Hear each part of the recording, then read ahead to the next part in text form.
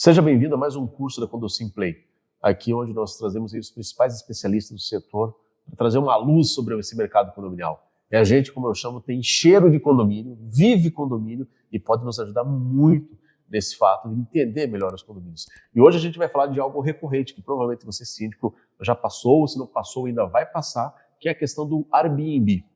Como que a gente pode trabalhar com o Airbnb? Quais são ali os critérios? Pode proibir? Não pode? Quem utiliza Airbnb pode utilizar as áreas comuns do condomínio? Como é que funciona a questão de segurança? Enfim, todas as dúvidas que nós síndicos temos para entender disso. E hoje eu tenho o prazer de receber aqui um grande amigo, Moisés Oliveira, que é advogado, é síndico profissional, conhece muito da área, já trabalha há mais de uma década no setor e tem muita experiência para falar com a gente sobre esse setor. Antes de mais nada, Moisés, seja muito bem-vindo aqui, obrigado por estar aqui com a gente. Obrigado a vocês pela oportunidade. E é sempre bom a gente divulgar, porque a experiência de um pode ser o dia de amanhã de outro, Exatamente. A dificuldade do outro. E isso é muito importante. Exatamente. Pois é, acho que para a gente iniciar, a primeira coisa o que é o Airbnb, de fato? Vamos conceituar, porque a gente fala Airbnb, mas o que é Airbnb mesmo? Né? Qual que é essa figura do Airbnb? Então, vamos lá. O B&B, que é o BNB, ele significa Bed and Breakfast, ou seja, cama e café da manhã. O Air, ele entrou por conta de que foram dois jovens empreendedores, eles estavam em São Francisco, lá nos Estados Unidos, e a demanda de hotéis todos os hotéis estavam lotados. Então eles tiveram uma ideia de locar os cômodos da casa.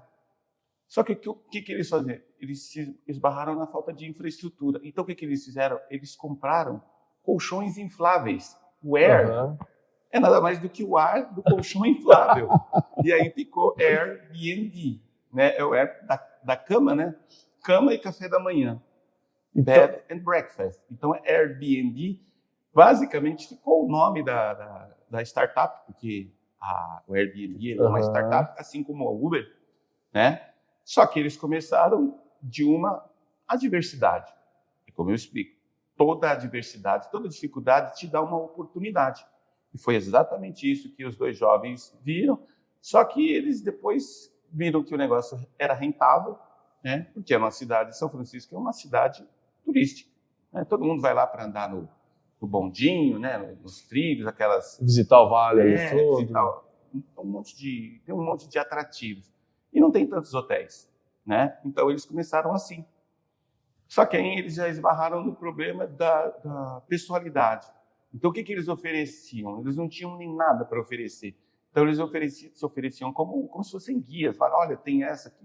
Na cidade você tem isso, na cidade você tem aquilo, você tem as ladeiras, você tem o bonde. Então esse foi o diferencial que eles começaram a oferecer. Só que eles viram que ainda assim era pouco. Eles viram que era um nicho que eles podiam explorar, só que era pouco.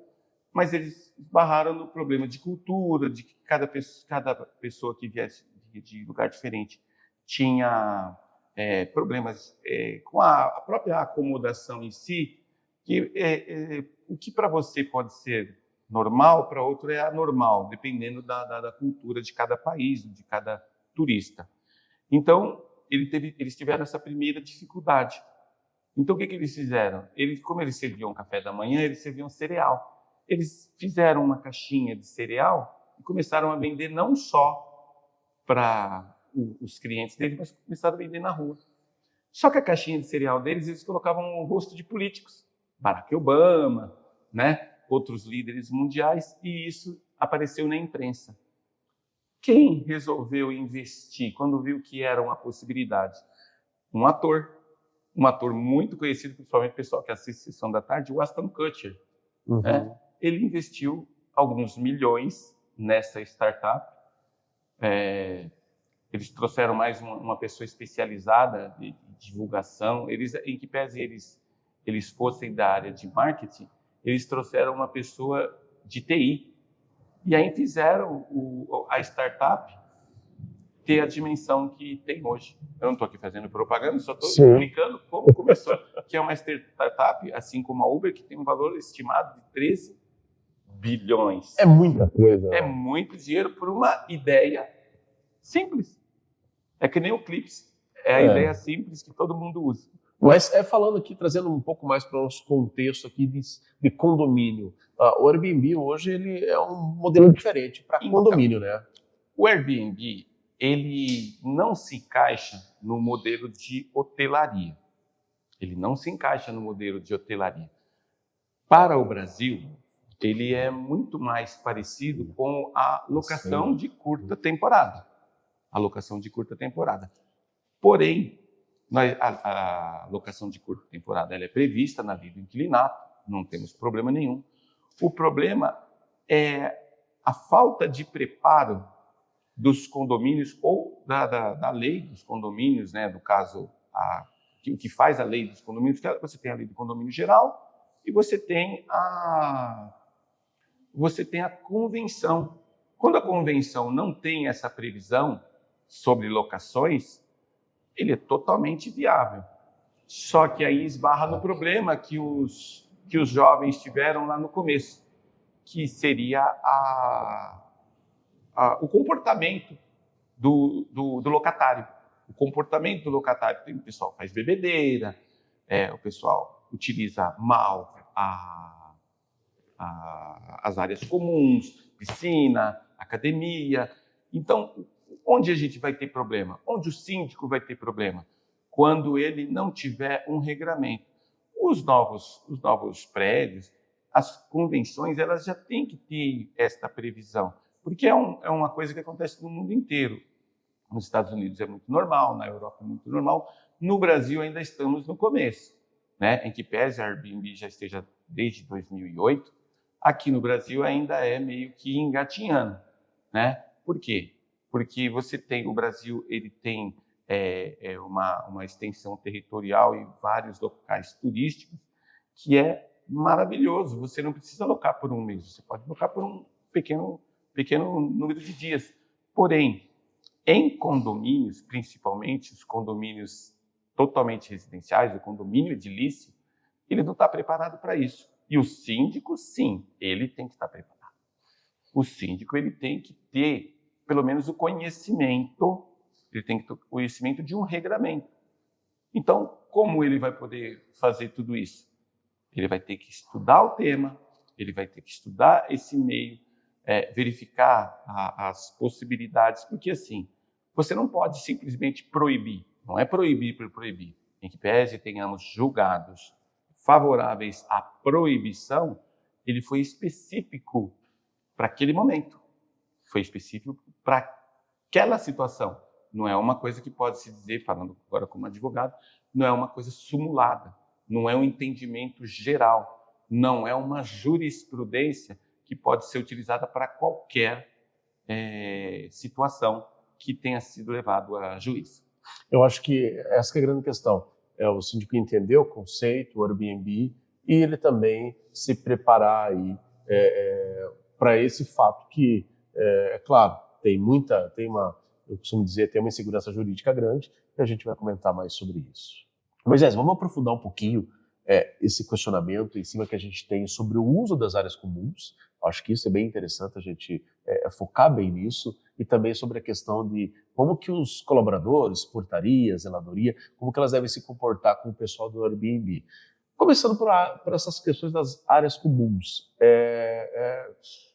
A gente existem vários exemplos, né? Até a gente estava conversando em off aqui, vou até passar para você puxar aí a conversa nesse sentido.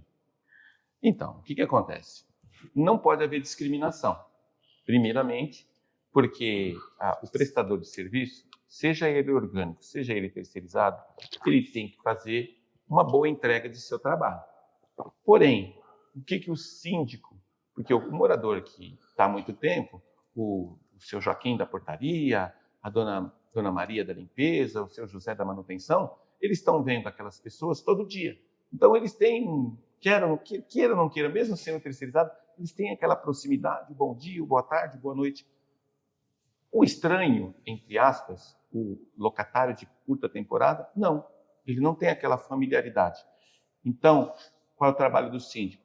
Preparar os prestadores de serviço para que, primeiramente, eles entreguem o trabalho da mesma maneira, mas tenham, assim, sempre um olhar diferenciado, não para discriminar, mas para ter mais cuidado. Bom dia, boa tarde, boa noite. Às vezes a pessoa não vai responder, a pessoa às vezes não faz nem a nossa língua. Às vezes a pessoa tem um idioma diferente, né? Então, seria até interessante, principalmente os síndicos de locais em que haja pontos turísticos, que seus funcionários tenham pelo menos os greetings, né? Pelo menos os cumprimentos em uma outra língua, pelo menos o bonjour, o good evening, né? Good afternoon, good morning, né? Good night. Por que não? Você trabalhar isso, principalmente quando o condomínio é um condomínio que vai ter essa receptividade. Por que não trabalhar o seu terceirizado, o seu funcionário orgânico, preparar ele para que ele possa receber? Assim, é até um up, a pessoa vai se sentir bem, né? Até você vai elevar a autoestima do seu funcionário e, ao mesmo tempo, você vai dar uma melhor condição ao seu condômino. Por que ao seu condômino? Porque o proprietário, ele não deixa de ser condômino porque ele está só locando, ele é condômino. E ele vai ter essa, poxa, meu prédio, nossos colaboradores, eles dão bom dia em vários idiomas. Tá? Eles dão boa tarde, eles dão boa noite, eles são receptivos. Só que também a preparação da área comum.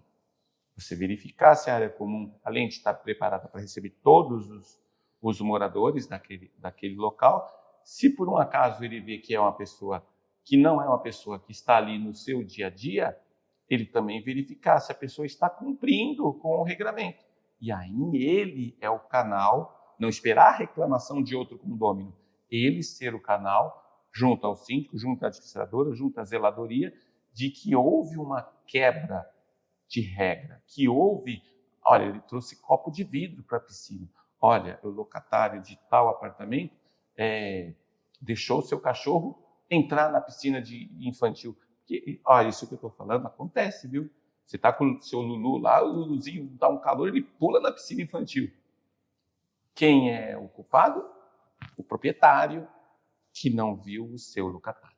É acionado primeiro o proprietário, para depois o proprietário, provavelmente, ele tem um contrato ali com esse locatário e depois ele vai acionar esse locatário, vai repassar esse valor da multa, enfim, ele vai ter alguma sanção prevista ali no seu contrato. Vamos pensar, por exemplo, estou locando aqui, estou no Airbnb, eu quero dar um mergulho na piscina. Posso ou não posso? Eu sou do Airbnb, não tenho ligação com o condomínio, vim para ficar 2 dias nesse prédio. É possível ou não é? É possível desde que você siga o regramento. Não tendo nada que faça a vedação, não tendo a vedação no regimento interno, não a vedação de uso, mas a vedação de uso sem uma apresentação de um atestado médico. Não tem a vedação. Você pode utilizar tranquilamente, porque você está locando, tá? Você está locando o apartamento com todos os seus acessórios. Piscina, academia, o salão de festas. Inclusive, se você fizer, você fala, vou alocar e nesse dia vou utilizar o salão de festas. Está preparado? Tem vaga? Pode ser locado? Sim, pode ser locado. Você vai pagar não só o apartamento que você locou, mas o espaço locável de área comum, que é para todos os proprietários. Lógico, você vai ter um custo maior? Sim, porque você não está alocando só o apartamento, você está utilizando também uma área locável. Ah, não pode alugar o salão de festa, não pode alugar uma área específica que seja locável, a churrasqueira, Sim. Porque você é locador de curta temporada? Não, isso não existe. Isso não existe. Você proibir, não, aqui é só para moradores. Não, naquele momento você é morador, nem que seja por apenas um final de semana. Só que você, logicamente, você tem que estar dentro das condições de locação. Está vago? Está disponível? Disponibilidade. Entendeu? Houve disposição? Pode utilizar. Piscina, ela é locável? Não. Ela é acessório da unidade. Você pode, sim, utilizar, desde que não haja nenhum tipo de vedação. No caso, a vedação seria a vedação sanitária, por não apresentação de atestado médico. Mas se não tiver nada no regramento que diga que você não pode utilizar, você vai utilizar sem nenhum problema. O que fica muito claro, então, Moisés, que existe como a gente adequar, existe como essa pessoa poder acessar todas as áreas comuns aí desse prédio, desde que, claro, ela siga esse regramento. Por exemplo, quer utilizar a piscina, precisa ter um exame médico, quer usar o salão de festa, tem que pagar a taxa, ver se tem vaga, eu quero usar a academia, quero saber se naquele momento é possível usar aquele equipamento ou não. Enfim, esse hóspede / morador, por um curto período de tempo, ele precisa seguir esse regramento, né? Ele tem que seguir, claro, isso é papel do proprietário repassar para ele, mas é papel do condomínio ter um regimento que traga isso, ter uma equipe preparada para poder atuar dessa forma, né? Correto. E a equipe preparada com o olho de dono. Mas terceirizado com o olho de dono? Sim, porque foi, entre aspas, delegado a todo esse staff de pessoas que o regramento tem que ser cumprido. Então, todos em alerta, todos de uma forma ou de outra ajudando o síndico, e isso vai depender muito do síndico ter essa expertise de saber conversar com todo mundo e preparar os funcionários. Porém, a partir do momento que você locou, eu não gosto da palavra hóspede, que hóspede remete à hotelaria, né? Eu fui gerente de hotelaria há 19 anos, então, para mim, não é hóspede, para mim ele é um locatário, né? Porque até por conta que a nomenclatura, a nomenclatura faz o direito ficar totalmente diferente. Um hóspede, ele não pode utilizar, digamos assim, de todo o seu direito, porque ele vai ficar dentro de uma coisa comercial, que remete ao Código de Defesa do Consumidor. Já o locatário, não. O locatário, em que pese ele já é regido pela lei do inquilinato, né? É a lei do inquilinato, e aí vai o direito de propriedade e tudo mais.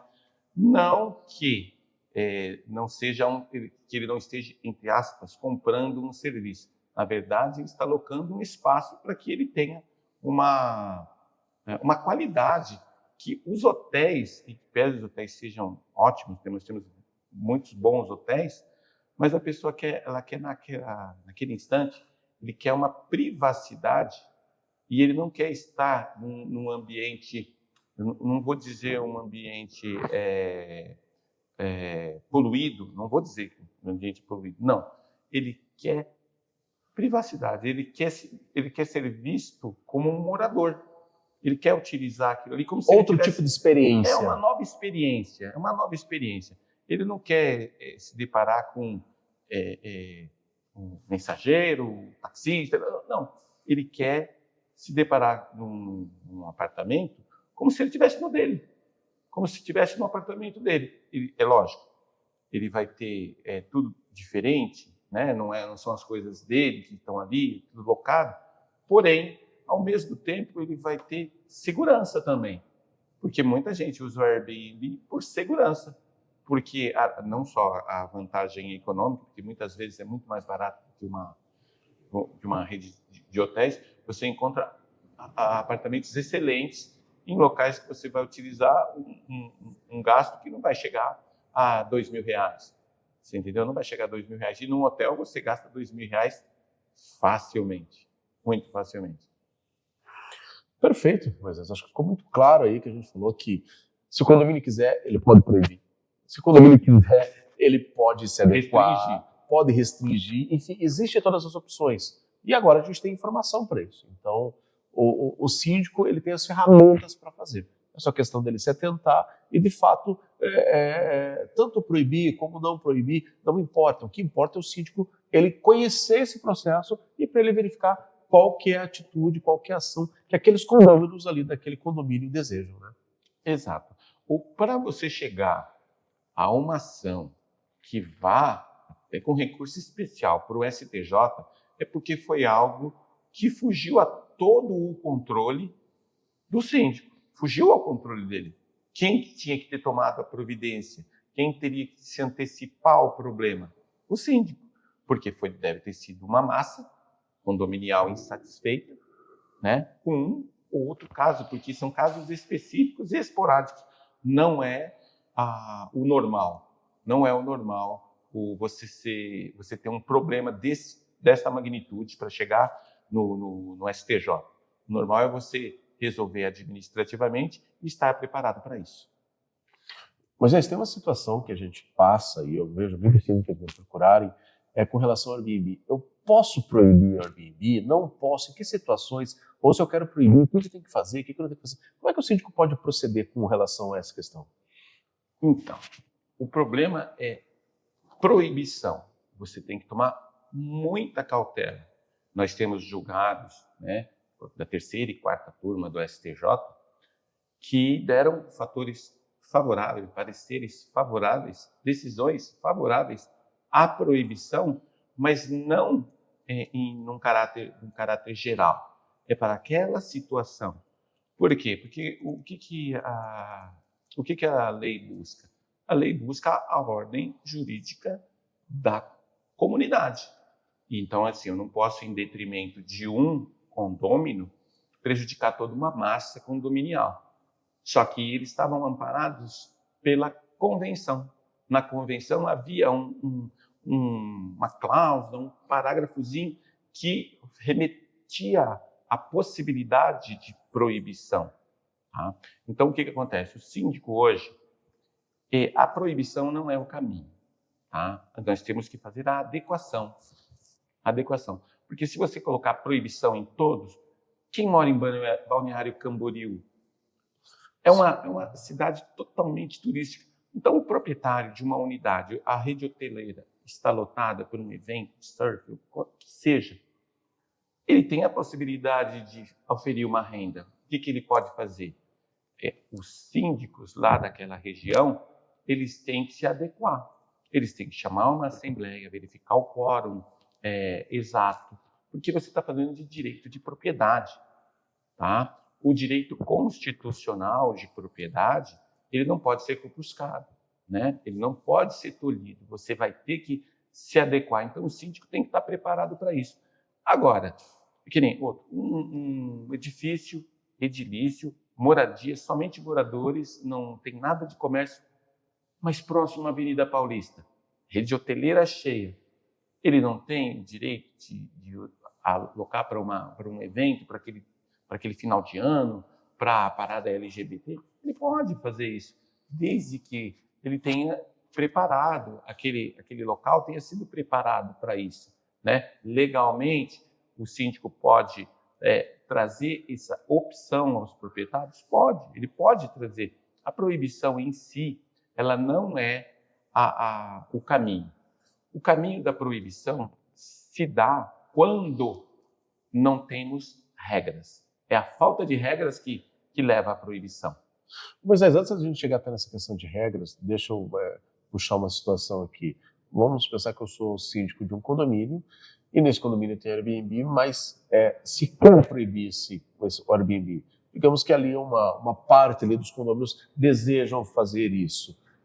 Como que funcionaria no caso para proibir o Airbnb de fato? Olha, aqui nós não temos, não queremos ter Airbnb, a gente quer levar para uma assembleia para proibir. É possível? É possível. Você inserindo isso na convenção. Você vai ter que fazer uma modificação na convenção, uma atualização, porque a Airbnb é uma coisa recente. Alguns prédios já são mais antigos, que tem pessoas que moram lá há 15, 20 anos. Então, o nosso próprio Código Civil, ele é novo, ele só tem 21 anos. Né? Se nós pensarmos que o nosso Código Civil de 16 vigorou até 2002, 1916. Então, ele teve um tempo razoável de vida, né? Uma lei que durou bastante. Sim. De 2002, ele é jovem.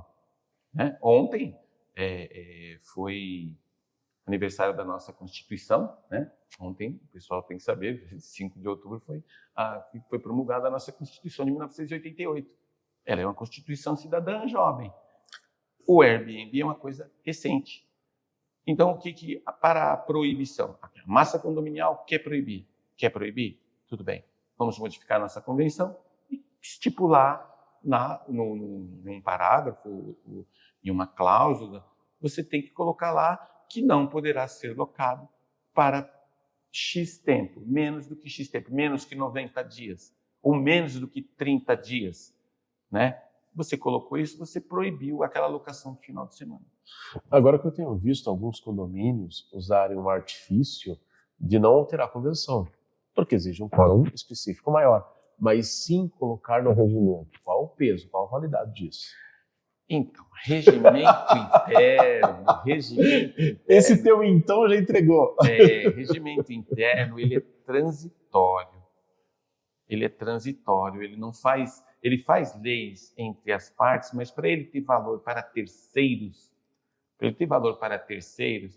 tem que estar na convenção, tá? Porque o regimento interno, ele põe aquelas regras básicas, né? Mas o que vale mesmo é a convenção, porque o Código Civil, ele é abrangente, né? A lei do inquilinato também é abrangente, mas eles são gerais, são linhas gerais.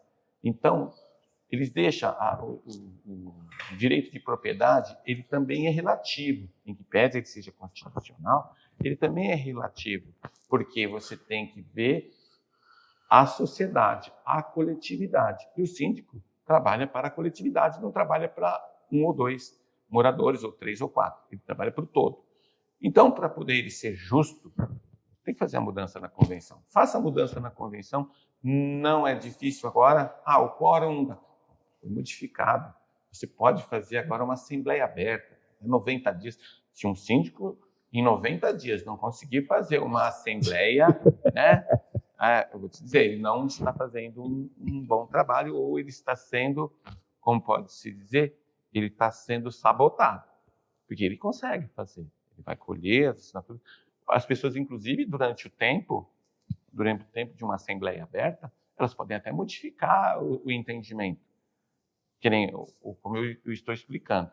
Num bairro afastado da região de São Paulo, num bairro afastado da região fluminense, ou na grande Rio Grande, lá no Rio Grande do Sul, pode acontecer de pessoas não quererem. Não quero. Então, leve isso a conhecimento, traga a massa condominial para si e fala, vamos modificar? Vamos. Um prédio pequeno, 60, 70, 80, 130 moradores, um prédio de torre única, é fácil. Você fazer isso num condomínio clube de 700, 600, 400, 1.500 unidades, é um pouco mais difícil. Então, assim, um apelo às construtoras. Façam convenções melhor elaboradas. O que eu tenho visto de convenção copia e cola, e falando até de quarto subsolo, onde não tem subsolo algum, é assim, pavoroso. É só uma dica, né, que a gente dá.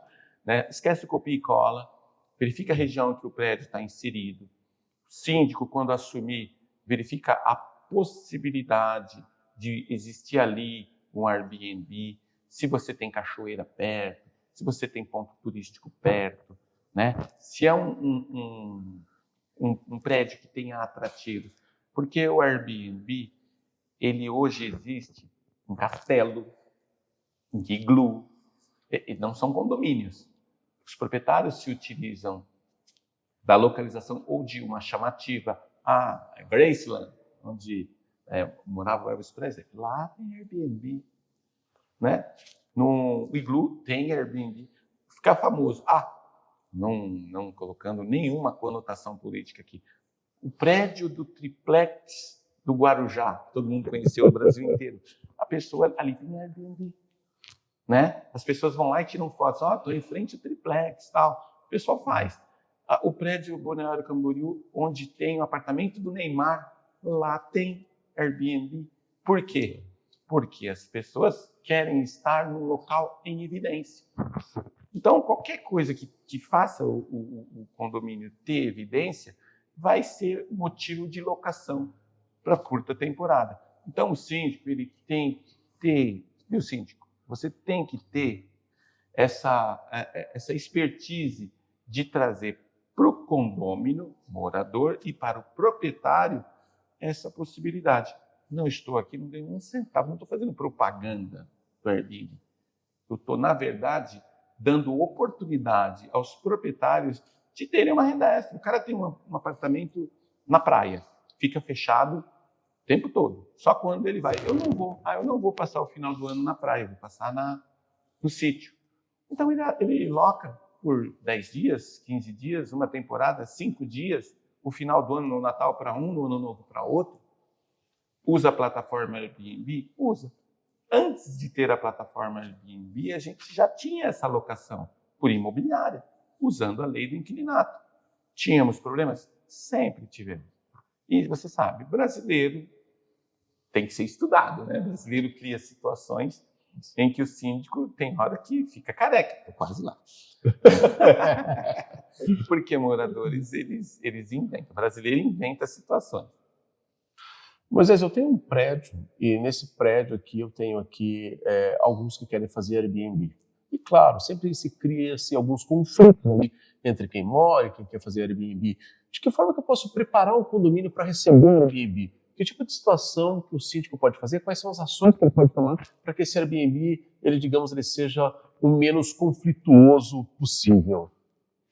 Então, como já havíamos falado, primeiramente, preparar juridicamente o condomínio para que não haja nenhum tipo de ação, tanto de uma parte quanto de outra, é fazer a mudança na convenção, né? Colocar um parágrafozinho lá. E a parte de regramento, aí sim, regulamento interno. Aí você coloca os moradores que locarem suas áreas devem usar tal cartilha. Faz a cartilha do Airbnb. Faz a cartilha e fala, o senhor vai querer alocar para temporada? Tá, mas tem que seguir esta cartilha. E isso registrado em ato, em assembleia, para que todos os moradores tenham ciência que seus locatários, eles vão ter que seguir as regras a rigor daquela cartilha.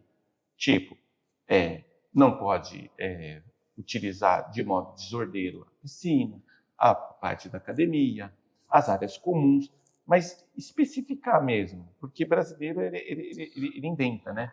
Então, o que você tem que fazer? O regimento interno para locatários. Vai servir para os locatários normais, os locatários de curta temporada, você pode não restringir o direito, mas orientar o direito. O seu direito não pode ser maior do que os proprietários. Porque o que acontece? Os moradores que são contra é porque eles sentem uma falta de segurança. Essa é a parte principal. Falta de segurança, uma falta de ordem. E essa falta de segurança, porque segurança é um bem intangível, você não consegue pegar a segurança, você tem que se sentir seguro. Quando o síndico traz à coletividade que aquilo é uma coisa segura, né, de todos os seus locatários, mesmo que ele vá ficar somente uma semana, que você tem toda uma documentação, você está tudo registrado na portaria, o apartamento número tal. E os prédios, geralmente os prédios mais bem localizados e tudo mais, eles já têm por si uma boa segurança, né? O síndico já deve ter esse cuidado. Só que o cuidado para o Airbnb tem que ser dobrado.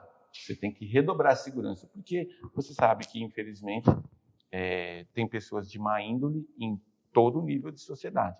E tem, para você não cair no golpe de alguém que está só de olho lá no condomínio, um olheiro, digamos assim, para passar a informação, o que você vai ter que fazer? Você tem que ter aquele cadastro minucioso. Não é só o registro na plataforma. Você não tem que buscar só o amparo da plataforma. Você tem que ter a sua base. Você síndico, você tem que ter a sua base. Então, o que você faz? Você registra tudo e mais um pouco. E termo de responsabilidade.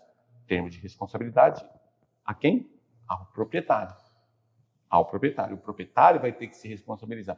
Quando o proprietário souber que ele vai ter, digamos, uma responsabilidade civil e criminal dele para com os seus locatários, ele também vai tomar mais cuidado, e os outros moradores que não alugam por temporada também vão estar mais tranquilos por conta desse número de segurança e de informações que o condomínio tem.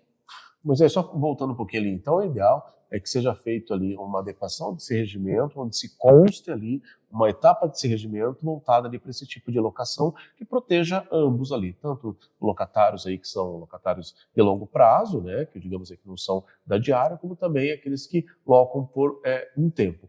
Uma pergunta que o pessoal faz muito é, quem loca por Airbnb pode usar as áreas comuns? Pode. Pode com a cartilha, com o regimento. Porque assim, você loca para uma família que vai se hospedar somente por aquele final de semana que está ali de férias, né? E aí ele vai utilizar a piscina. Como é que você pode dizer para ele que você não pode utilizar a piscina se ele está locando? Isso aí você está tirando o direito de propriedade. O locatário, em que pese ele não seja proprietário, mas naquele momento ele tem o direito de uso. Você não pode restringir o uso de área comum. Você não pode restringir o uso de área comum. Você pode até, se por um acaso ele ultrapassar o limite da decência, ou levou bebida em garrafa de vidro, onde é proibido, aí você utiliza o meio administrativo, que é a multa. Que é a multa. Simples assim, você vai multar o proprietário por o mau uso de seu locatário. Mas não você dizer que, não, ele locou somente o apartamento. Não, ele locou a unidade com os seus, com todos os seus adereços, com tudo que, que é da propriedade. Você não pode proibir. O que você pode e deve é orientar o uso. Eu posso, mais fundo dessa questão. Eu posso criar regras específicas para quem faz uso do Airbnb. Por exemplo, você falou da piscina. As pessoas querem usar a piscina. Para você usar a piscina, você tem que fazer exame médico. Posso exigir isso de quem faz Airbnb? Pode. Mesmo que, de repente, eu não exija isso de outras pessoas?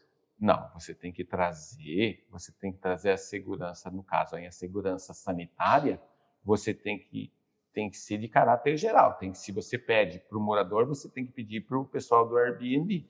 Porém, vamos lá, vamos um pouquinho mais longe.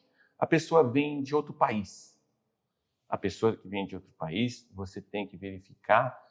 Ele não vai fazer uma quarentena. Se ele veio para ficar poucos dias, ele não vai fazer uma quarentena. Mas você tem que exigir, pelo menos dele, se ele uma entrevista, uma pequena entrevista sanitária. Se tem doenças, se foi acometido de alguma doença recentemente, se tem todas as vacinas, você entendeu? Lembra na pandemia que a gente, para entrar num outro país, a gente tinha que estar com as vacinas em dia? Não é muito diferente. Aí, no caso, aí é uma segurança sanitária. Se você pede exame médico para todos os seus moradores, para um locatário de longo tempo, ele vai ter tudo certinho. Para um locatário de curto tempo, ele também tem que ter. Mas então eu não posso fazer uma regra para os moradores, para locatários, e outra regra para o Airbnb? Não, aí você vai estar, você não vai estar colocando a coisa de modo equânime, você vai estar criando empecilhos. Você não pode criar empecilhos, você pode criar regras, mas não empecilhos. Entendi. E existe alguma forma de eu, digamos assim, não seria a palavra dificultar, mas fazer com que o Airbnb se torne um pouquinho mais engessado dentro do meu condomínio, que ele tenha, de fato, que fazer, você já deu exemplo aí de fazer entrevista, de fazer uma cartilha, fazer um contrato, é claro que tudo isso é direto com o proprietário também, né? Não com o locatário, no caso. Fora essas que você falou, tem mais alguma coisa que a gente possa acrescentar? Até no intuito de adequar esse prédio mesmo, né? Para a gente transparecer confiança para os moradores. No caso, quando você colocou já no regimento interno, né, já está na convenção, já está no regimento interno, e você quer ter um pouco mais de segurança, você pode colocar que a multa, por não ter como você dar a advertência, porque deu a advertência, depois aquele pessoal não vai estar lá mais lá, mas você pode, a partir do momento que deixou consignado que a multa vai ser direta, porque vai ser algo que é sabido e consabido, sim, você pode aplicar a multa direto. Você não vai precisar de fazer a advertência primeiro. Você coloca e deixa isso registrado em ata, que os locatários de curta temporada não terão advertência. Eles já terão a multa direta porque está infringindo normas que foram pré-determinadas. Isso é um modo de você fazer. Então, quer dizer, cada vez que você locar, você vai ter que já se preocupar que se eles saírem daquilo, você já vai tomar uma multa. E às vezes a multa fica muito mais cara do que a vantagem da locação. Perfeito, síndico, entendeu? Quanta dica. Como que você pode adequar seu condomínio, fazer esse processo de segurança sanitária, o processo em geral, e também que você não pode criar regras específicas para quem utiliza o Airbnb e para outros moradores, você não pode fazer esse tipo de acepção, não é possível fazer esse tipo de critério. São dicas fundamentais aí que a gente aprendeu nessa aula.